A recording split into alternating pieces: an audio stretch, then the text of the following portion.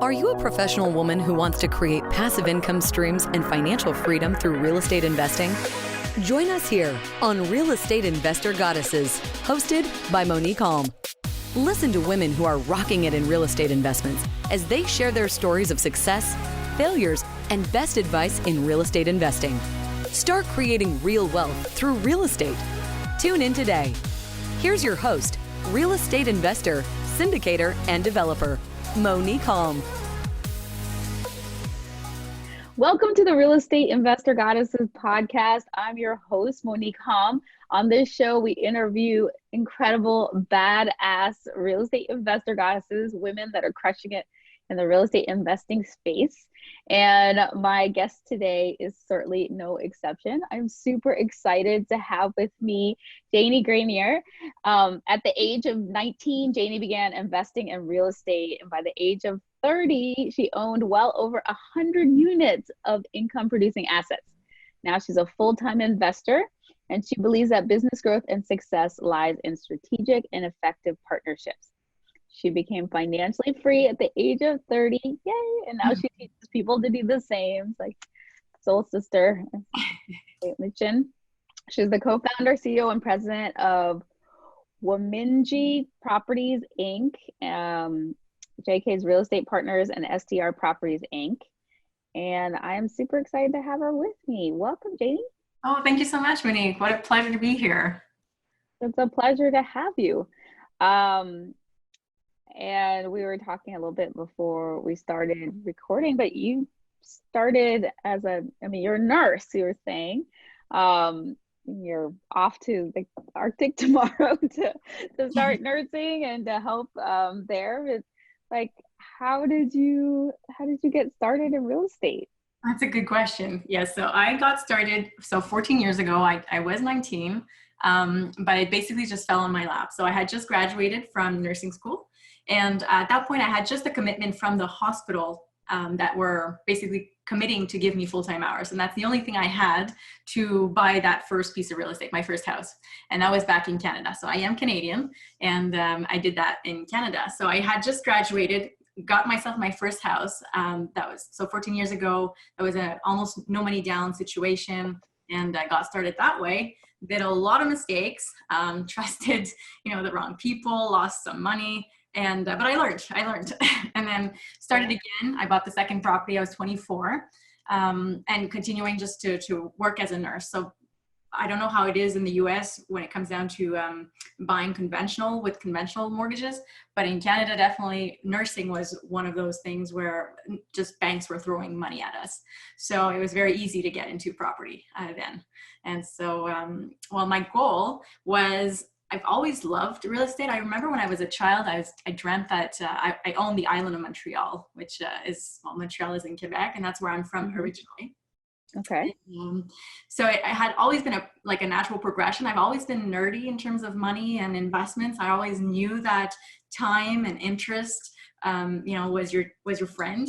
So when all of my friends were going out partying, I was, looking to the equivalent of GICs. In Canada is RRSPs.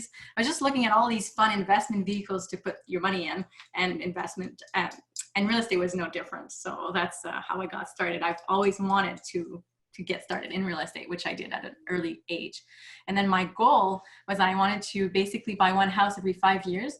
And by the time I was going to be, say 55, I was going to be able to pay off or sell that first house, buy myself an RV. I love traveling. So I was going to just live off of the cash flow and do that. So every 5 years I was going to buy a new house. By the time I'm 55, retire, sell off the first one, and just buy myself that RV. Well, you went a lot faster than that. So I did. So and how'd you do that? Well, so professionally, I am a registered nurse, and I do have a specialty in primary care, and especially in remote areas. So basically my specialty is outpost nursing. I work in the Arctic, so in the Canadian Arctic with our Aboriginal people of Canada. And it's spending a lot of time away from family. The pay's great, but I'm away 9-10 months a year. And I quickly realized that I just didn't want to do that for the rest of my life. And buying 5 properties in my lifetime was just not going to get me that life that I wanted. So as I was getting educated on the real estate topic and surrounding myself by, investors, I quickly realized that there was a better way to do it. And since I just didn't want to be a nurse full time, I, pivoted and, questioned myself. Okay, if I don't want to be a nurse full time, what am I going to do now, right? So I decided to invest in U.S. real estate. Okay, so you've been investing in the U.S. And so tell me how you went from, did you start doing multifamily? How did you scale so big? So we started, well, first in Canada, the cap rates are really low. So when I did decide to really put a lot of time and effort into real estate, we quickly realized that it's not in Canada that we were going to be able to do that. Prices are really high. The down payments are extremely, you have to put down 25% to 35% on a property in Canada when it's a rental property. And prices are just really, really expensive. So when we said, okay, let's get started in real estate, I went to an event here in Canada. It was a Canadian investing Canadians how to invest in US real estate. And it just blew my mind. The opportunities in the US was just incredibly sexy to me compared to what it was in Canada. So there I saw that it was just a whole other world. There was so much opportunities in the US. And so why not get started there? So we looked at different states. We took about a year to really look at our options. Where are we going to invest? Because for us, it's not our backyard. So it didn't matter if we were investing in Florida or Ohio or wherever really. What made sense was, is it a landlord-friendly state? So that was one criteria. The other one was, where can we get more bang for our buck and the best returns on investments? And where, is it a rental? Is it a place where there's a strong rental demand? Was basically our criterias. And we found Ohio. That's where we got started. Okay, beautiful. And are you in single families mostly, or? Yeah, we started single families and then did the BRRRR model, the buy, rehab, renovate. So we did that a couple times. Then we went to do the small multifamilies, and now we do mobile home parks. Okay, love it. And so tell me, so how, going from Canada to the US, we've had a few Canadian goddesses come and share with us. What are some of the things that you have to think about as a Canadian that that maybe a US investor might not, like taxes or other things? What are some of the things that as a Canadian that you have to think about? Great question. For starters, how you buy the real estate and what type of entity. So in the US, of course, the LLCs is something that most investors use. If we use an LLC in Canada, it's if we use LLCs in Canada, it can be double taxation. So basically that's a huge problem. And there's a lot of real estate companies that come to Canada teaching Canadians how to invest in the US, but the first thing they tell them is just go out and open an LLC, which is the number one problem, which, if it's not set up right, will cause double taxation. So that's a huge problem. The other thing— limited partnerships? Exactly. A C Corp. So the C Corp becomes a general partner to limited partnerships. And that's a flow-through entity that's recognized in Canada. So that's not a problem. Yeah, there's that. The other thing is financing, which is could be a big problem if you're not looking at the right place. So there are asset-based lenders out there, as you probably know, and some of them do work with foreign nationals, which is great. But often their minimum criteria is a lot higher than for US residents. So for instance, on a single family home, they don't really lend on anything that has a value of less than $100,000. So if you're investing in those lower income properties, say in Cleveland where we're at, you can buy a duplex, triplex for 30, 40, 50,000, but there's no way to get your money back out if you wanted to refinance or anything of that sort. So that's something to think about. And of course, that means you've had to go to the higher end homes in order to do it, or how are you financing? We had to be strategic. So we had to be in suburbs. We had to be in suburbs of Cleveland, where property values were 100,000 and more. But the same principles apply. You never want to buy, over market value. You still want to buy with that 30%. So that's all the same. But for us, it's even more so because most of our lenders will only finance 65% of its value. So if you really want to do a perfect BRRRR, you want to get your money out, all of it, you have to be all in for about 65% of its market value. All right. So then you had to find the market that had enough margin, right, in order to make it worthwhile. Right. It's so good. So and this is something that a lot of our listeners are going to be wondering about, because even if you're in the US and are investing in a different market, like I learned from my mentor, you live where you want to live, you invest where the numbers make sense. And so but it's really important to have a very good team on the ground, unless you're living there and doing the work, that will help you do it. So how did you find your team that's helping you do this investing? Right, other great question. A lot by trial and error. So we spent our weekends in Ohio, in Cleveland. So we would just drive down from Ottawa and spend our weekends there. And as much as we could, we're allowed 6 months a year in the US under a tourist visa. So although we're not allowed to work, we are allowed to just be in the US for that amount of time. So as much as we could, we were there building our team, finding property manager, project manager, contractor. And, to be honest, we hit a lot of walls. Yeah. Teams are everything. Absolutely. Okay. So that is so good. I'm so impressed. So, so you've been in Cleveland and growing, and you're in mobile home parks now. That's amazing. So let me ask you a question. It's the question that I ask all of my guests, and I think that there's so much. That's where you find the gold, because it's which is, what was your biggest mistake, and what did you learn from it? We always learn so much more from the mistakes than we do when things go right. So what was your biggest mistake? Oh, there's quite a few for sure.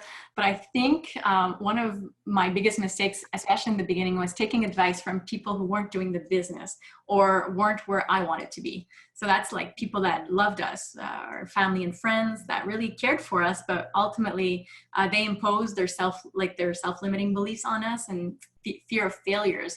And at first, I believed them. So for even if I was young when I started investing in the US, I was, I think, 24 or 25.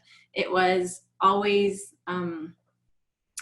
it's their beliefs on us, and I kind of stopped and believed them. So I would probably be more ahead if I would have just shrugged them off and believed that I could. But you just don't when you're not sure of yourself. And what did I learn from that? Well, I definitely learned that family and friends, although they love you very much and they care for you, if they're not doing what you want to do in life, then you have to nitpick what's good and bad. And basically, my husband and I, we secluded ourselves for 2 years because we knew that this was something that we wanted, but because they discouraged us from doing it in the past, we just didn't want that to affect us anymore. So we just decided to just 2 years, seclude ourselves, really learn the business, surround ourselves with people that are actually doing it, and then go from there. Because then I had the conviction that we were able to, continue the business and really, really thrive in this space. Such good advice, such a good learning. And that's so true. It's like, don't take advice from people who are not doing what you want to do. The most costly advice there is. The life you want to live. Like it doesn't mean they don't love you. It's just, but if you want to create something, then take advice from people who are actually doing it. Exactly. So good. And what are you most proud of? This is, as a woman, it is a space of men. So I'm definitely extremely proud that I'm the CEO of all our 3 companies, and definitely very, very proud that I retired before the age of 30. But more importantly, I think what I'm most proud of is really taking control of my life back and living life on my terms. Because before that, people were just throwing their limits on me, and not knowing any better, I was taking it and living the life that I thought was a normal life, but I was not happy in that life. I kept asking myself, is this it? Is this it? There must be more to life than that. And, you know, there's so many stories out there of people that were not born from a rich family and who made it. Why couldn't I? So definitely taking control back of my life and living the life that we designed for ourselves. That's what I'm most proud of. I love that. And where do you see yourself going? So you're like in your early 30s, you've retired yourself, you've created financial freedom, you have over 100 units. So what do you see yourself going? What's your big goal? So in our 3 companies, so the first company is an acquisitions company. That's where we buy the mobile home parks with partners and whatnot. In that company, we're looking at syndication or crowdfunding. So we've been exploring that option. We've been exploring syndication for probably 2 years, but from the US perspective, now what we came across was that since we're actually raising capital from Canada, there's other laws in there. So we're actually looking at the laws and bylaws in Canada, raising capital in Canada to invest in the US. It's just another ball game that we weren't thinking about at first. So that's where we're at right now for our acquisitions company. Our short-term rental management company, that one, I mean, we've expanded from Canada to the US. So right now with COVID might not be the best time to invest in short-term rentals, but it's definitely a great model that we enjoy very much. And then our third company, JK's Real Estate Partners, that you mentioned in the beginning, that's an educational company. And that's really cool because we're growing that one a lot. A lot of Canadians are coming to us to ask for training, for advice. So we decided that we wanted to basically help as many Canadians as we could. So we've been growing that, allowing, you know, free trainings and then workshops, coaching one-on-one or group coaching. So we've been growing that side of the business, which is really cool. So that's where we're at. And we're just looking to continue buying and growing and helping as many people as we can. I love it. To what do you attribute your success? That's a good question.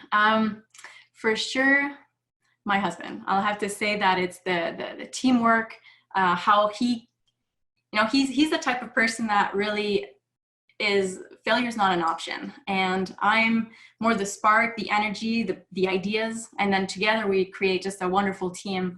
And so I'd say my husband, our business partnership, the teamwork that we have, and that all ties in with our mindsets, our openness, we took action on our goals. We don't have limiting beliefs, and we've surrounded ourselves really with the right people, and we keep growing that network.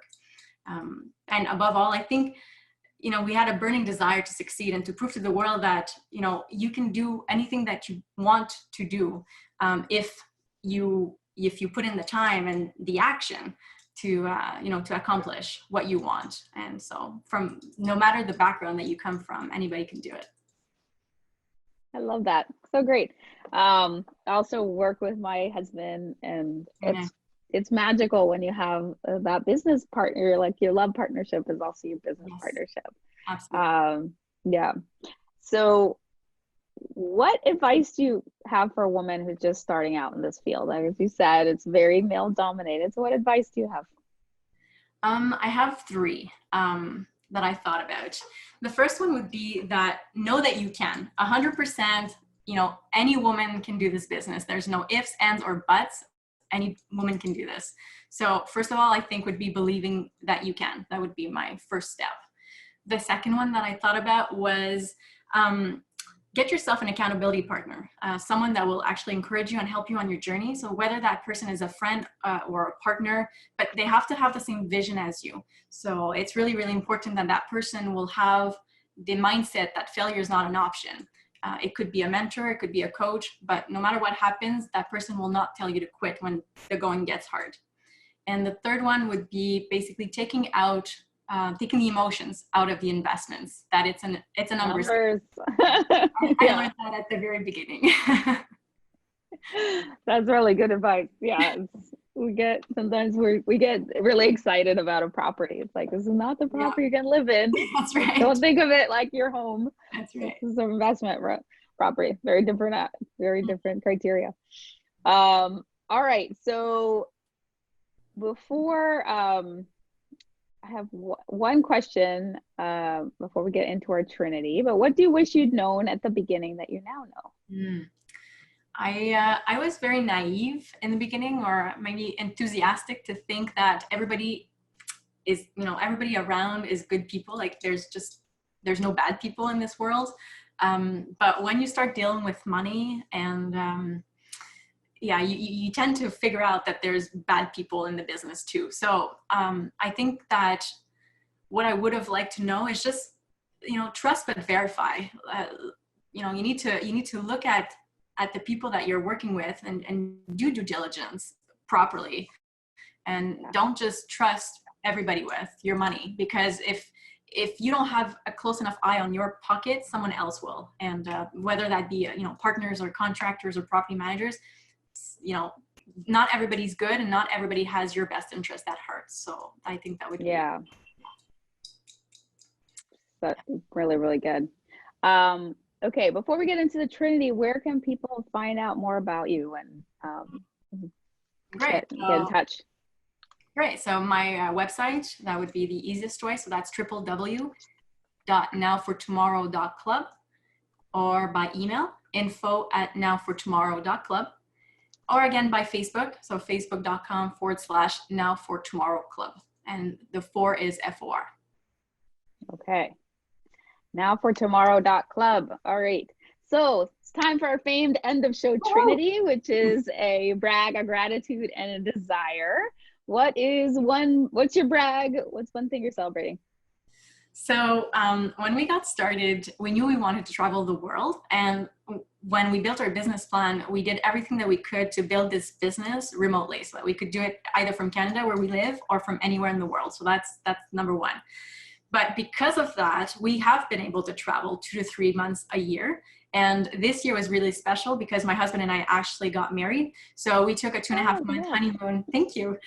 And we took a 2.5 month honeymoon, or what we like to call a working moon, in Thailand. So it was really a great time to travel and really just enjoy, living life on our terms. And Well, brag, both for the lifestyle design, the travel to Thailand, and the wedding. So well brag. Okay, what's one thing you're grateful for? Teamwork makes the dream work. So for sure, my husband and my team. Yeah, very grateful for them. Beautiful. And last but not least, what's one desire? Well, it'll sound maybe strange, but I'm really looking forward to come live in the US. So getting our investor visas will really facilitate our lives. So, not having a limit on the amount of time that we're in the US, and also be able to work a little bit as we're there. Because right now we can just be there and observe. We can interview a bunch of people, but we can't really do work. So definitely getting our investor visas, and we've just started that process. Well, so shall your desire be, or so much better than you can imagine. Oh, thank you.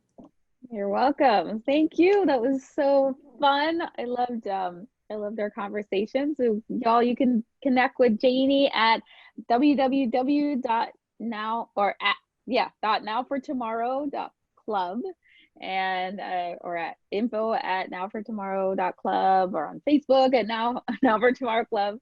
And you can connect with me at reigoddesses.com. There you can find out about our all of our events that are happening, mostly now virtually because of COVID, but we have some really awesome summits and things that we're doing as well. Our investor club, where you can find out, you can get on our list to access passive investing opportunities, and just join our sisterhood. So find me at reigoddesses.com, and also please subscribe and comment and show love to the podcast, and share it with your friends, and join us next time for another amazing real estate investor goddess interview. Oh, bye-bye. Thank you so much. Thank you, Monique. And thank you for hosting this podcast. Really, this is a wonderful sisterhood, like you call it. Women need to know that they can do this business. So thank you for hosting this. Oh, it's my pleasure. Thank you. You have just listened to another episode of Real Estate Investor Goddesses, a show dedicated to sharing stories of women creating real wealth through real estate. If you found value on what you just heard, feel free to share with your friends. Visit us at reigoddesses.com to learn more about our programs and live events, as well as to access other resources. Until next time.